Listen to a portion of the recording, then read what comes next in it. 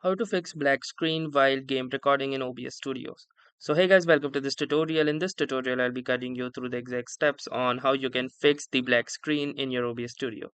So the first thing that you can do is go to the sources, click onto this plus icon, and from here choose Game Capture.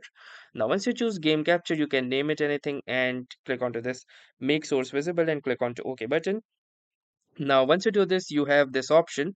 So most of the players or recorders use this option, that is capture any full screen application. So if you're selecting this particular option, you need to make sure that the game that you're running is also in full screen. That means it runs on those particular resolution which is supported by your Windows display.